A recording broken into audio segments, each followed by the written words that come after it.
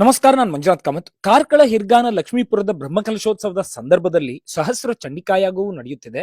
ಅದರದೇ ಭಾಗವಾಗಿ ನಡೆದ ಕುಮಾರಿಕಾ ಪೂಜೆಯಲ್ಲಿ 100 ಹೆಣ್ಣು ಮಕ್ಕಳು ಭಾಗವಹಿಸಿದ್ದು ಅತ್ಯಂತ ಆಕರ್ಷಕವಾಗಿತ್ತು.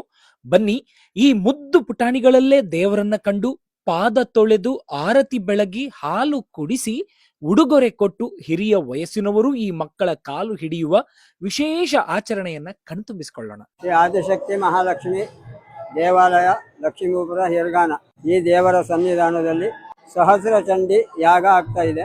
ಈ ಸಂದರ್ಭದಲ್ಲಿ ಮಾಡುವಂತಹ ಸಹಸ್ರ ಚಂಡಿ ಯಾಗವು ಪರಿಪೂರ್ಣವಾಗಿ ಅಥವಾ ಸಂಪೂರ್ಣವಾಗಿ ಸಾಂಗತವಾಗಿ ನೆರವೇರಬೇಕಾದ್ರೆ ಅದಕ್ಕೆ ಸುವಾಸಿನಿ ಪೂಜೆ ಮತ್ತು ಕುಮಾರಿಕಾ ಪೂಜೆ ಇದು ಅತಿ ಅಗತ್ಯ.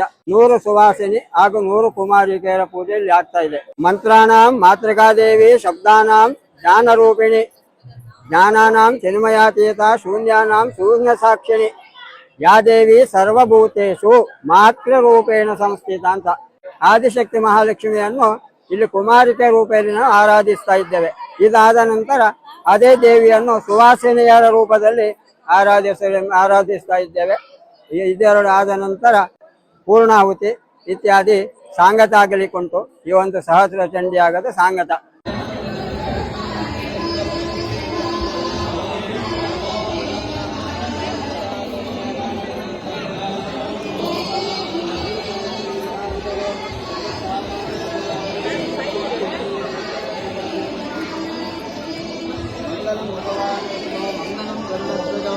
मंगलम पुंडरीकाक्षो त्रैलोक्य